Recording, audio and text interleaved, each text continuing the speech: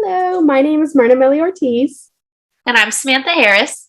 This is our final presentation for our research paper for the course LTEC 6510, Introduction to Research Literature with Dr. Tyler Wood at the University of North Texas. We were tasked with writing a research paper about a topic that is important to us. Samantha and I wrote a research paper on social media and how it fosters the current learning environment.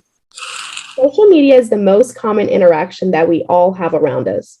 I personally use my smartphone and social media on a daily basis. In our research, we found many pros and cons to social media usage.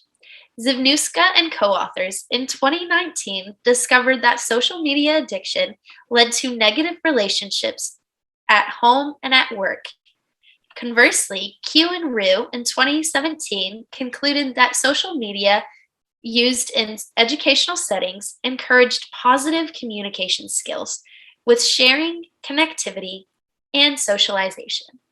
Other studies also reported that social media usage was a daily occurrence that increased students' presence and sense on campus, as reported by Deandra and co-authors in 2012, but also Weaver and Swank in 2021. Authors like Hickerson and Cathari in 2016 concluded that instructors need to integrate social media into their classrooms, while authors like Stathopoulou and co-authors in 2019 stated that instructors needed to be skeptical of such technology for security reasons. For our paper, we wanted to see if these researchers' next steps were coming to fruition in the 2021 and 2022 school year. We sought to answer, are educators incorporating social media into their lessons? The participants of the study were college students from ages 18 to 54 years old. The participants' identities remained anonymous since RB approval was not needed. 40 total responses were collected from 10 males and 30 females. We utilized SurveyMonkey as the instrument. The purpose of using a survey was to analyze social media and determine if it is a technology presence in college classrooms. The study surveyed college students in the fall semester of 2021. Convenience sampling was used to collect data via the survey link, which was posted on social media with DFW Metroplex restrictions. Our survey included close-ended questions, which were ordinal, categorical, or used in Likert type scale questions. The questions used in the instrument created by Wick Ramayaki and Yika in 2017, Likert type questions used for this study followed a 3-point style of agree, neither agree, nor disagree. Close-ended questions were collected demographic information, including gender and age. We also collected data for the total time spent on social media per day, device used to access social media platform preferences, and the purpose of social media uses. The Likert type scale questions were used to rate instructors' use of technology.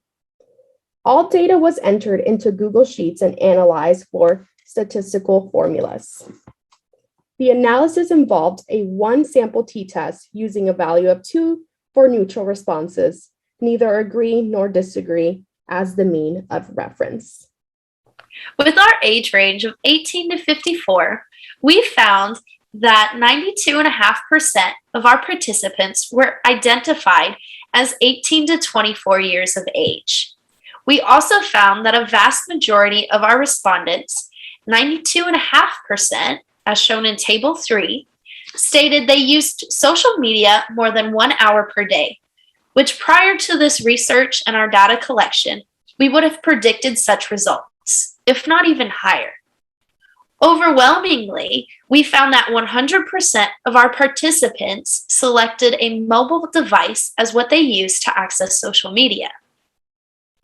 Those of us who are familiar with newer forms of social media will not be surprised by the results in Table 5, with 72.5% stating they use Snapchat, 67.5% reflecting Instagram, and 65% with Facebook.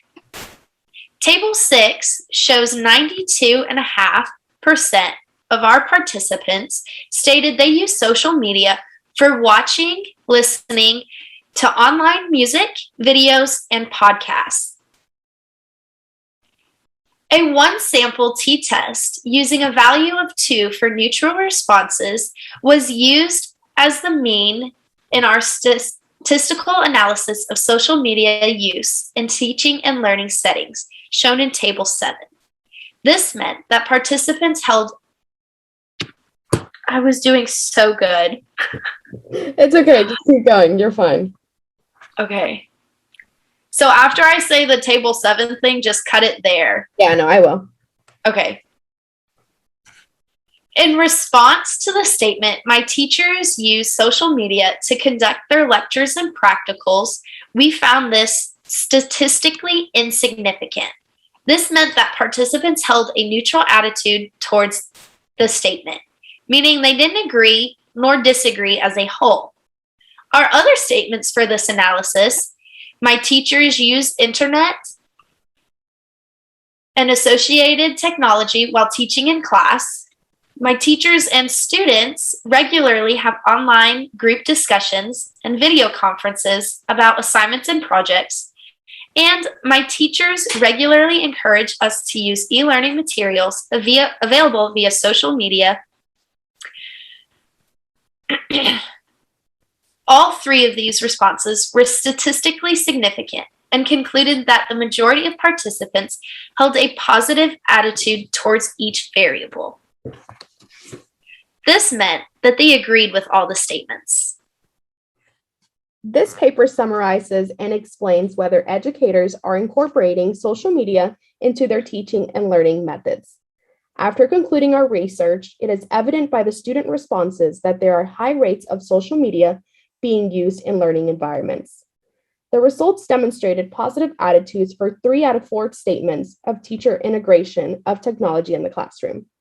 However, participants didn't agree nor disagree about instructor integration of social media in lectures. A study by Hickerson and Cathari in 2016 found that faculty was primarily concerned with ethical issues of implementing social media use in their classrooms.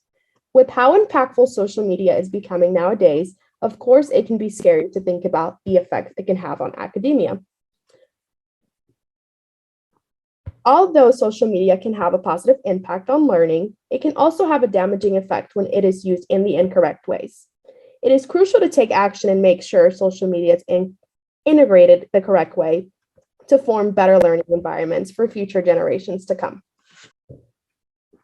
In conclusion of this study, social media was found to be accessed for the main purpose of multimedia watching on mobile devices, on average, more than an hour per day.